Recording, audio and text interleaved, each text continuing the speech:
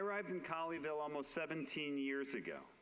My first pulpit out of rabbinical school, HUC in Cincinnati. And I was CBI's first full-time rabbi.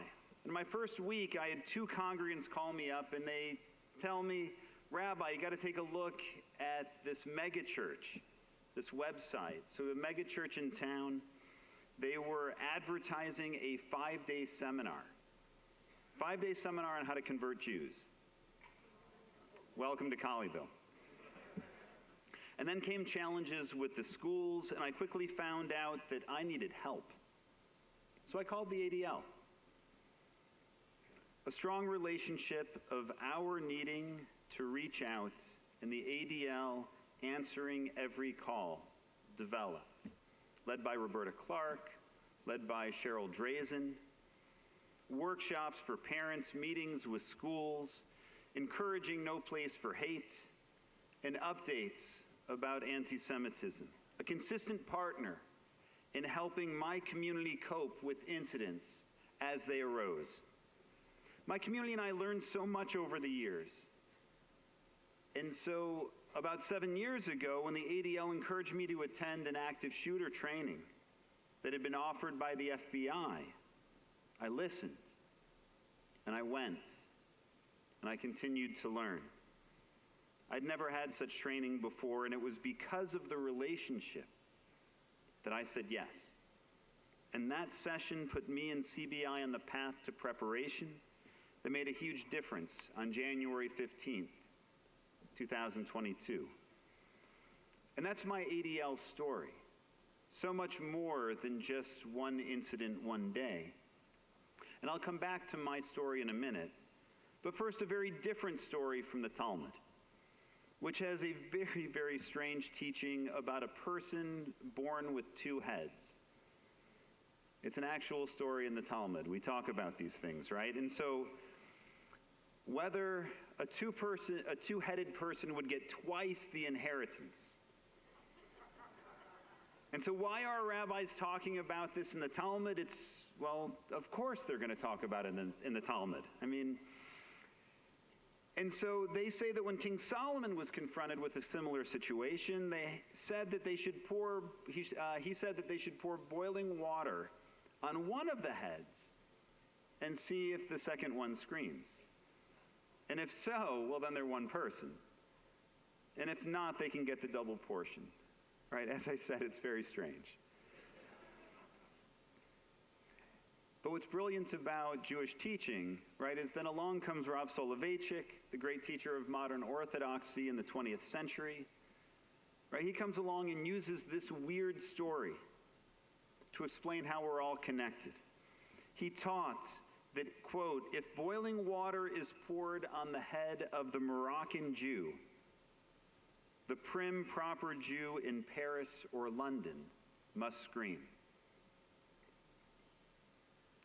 Prior to that day, nobody had heard of Colleyville.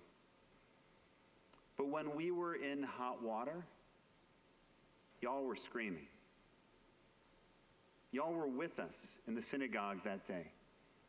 All those hours praying, eyes glued to the screen, hitting refresh, waiting for news. That day didn't just impact the 4 of us in the synagogue. It didn't just impact our congregation. It impacted all of us. It doesn't matter where challenging moments or horrific acts take place. We all feel it. We feel the anti-Semitism, we feel the racism, we feel the attacks on the LGBTQ plus community. We feel the hate in all of its forms. And we are screaming, we are crying out because we're all connected. We feel it when it happens far too often in New York and California. And we feel it when it happens in smaller communities. There were over a dozen anti-Semitic incidents that took place in Maine, over a dozen in Nebraska, over a dozen in Montana, over 24 in Alabama in the past year. And while my story is one where the rabbi of a small congregation has a deep, meaningful relationship with the ADL, I don't know if y'all know this, but it turns out that not everybody has that. I get to North Carolina and there's a Jewish clergy group. Who knew? North Carolina? 80 Jewish clergy. And around December, there's an anti-Semitic incident. So an email goes out to the clergy group asking for assistance in how to deal with the situation. And I was shocked. I was absolutely shocked because the first call was not to the ADL. Right now, we all need the ADL. We need the ADL right now. Right? And it's a sad thing to say because we're an organization that does not want to be needed. Communities large and small, Jewish and everybody else, wherever there is hate, we're all in this together. And I'm proud to be on this team. I'm a very part-time but proud member of the ADL team. The way that the ADL held my hand and supported me and repeatedly said to me and my small community, we've got your back. I know that we're working hard to say that to everyone, and we need to be able to say that to everyone. And I know that everyone is a lot of people. Like it is. And we need those relationships. And we need that support. I also know that it's easy for me to say. Because again, I'm a very part-time member of the team. But y'all are the ones who are doing the difficult and sometimes heartbreaking work, day in and day out. From our CEO and senior leadership, our staff, our boards, all of our regional offices, our young leaders, our longtime leaders and supporters, this is hard work. And that hard work puts you in contact with the worst of humanity.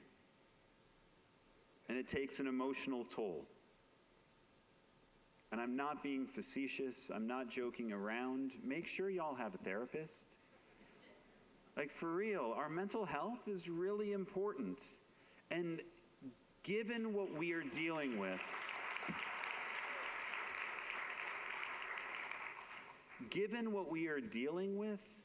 we have to be able to take care of ourselves so that we can continue to do this work. And for doing that work, I want to say to all of y'all, thank you.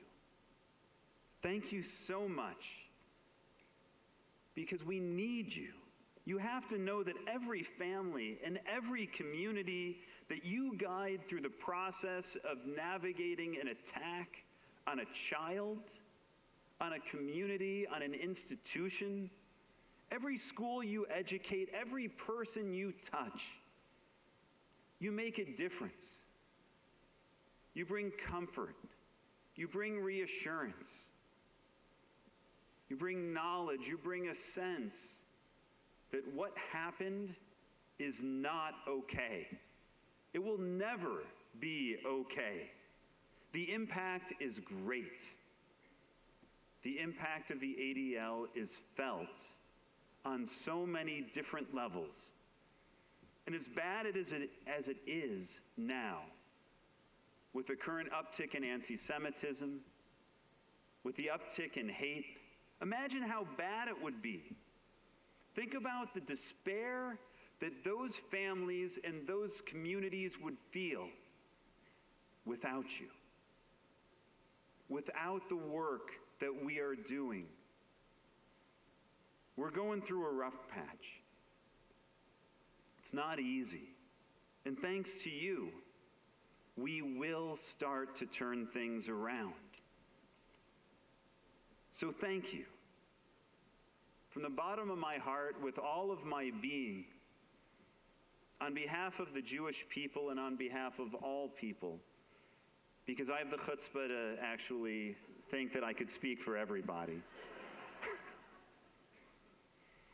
Thank you for dedicating yourselves to what can seem like an impossible uphill slog. Thank you for raising the alarm about the increase in anti-Semitism, the increase in hate. Thank you for feeling the pain caused by hate and extremism, by screaming, by crying out, by understanding that we are all connected. And thank you for responding with compassion and dedication and skill to help us navigate the worst that they throw at us. Y'all are my heroes. Thank you for refusing to give up. You will not give up. We will not give up. We are going to refuse to do that. We are going to look the hatred and the extremism in the eye, and we're going to call it out, and we are going to continue to have a huge impact, to grow our impact. We are making a difference in the world. Thank you so much for all you do.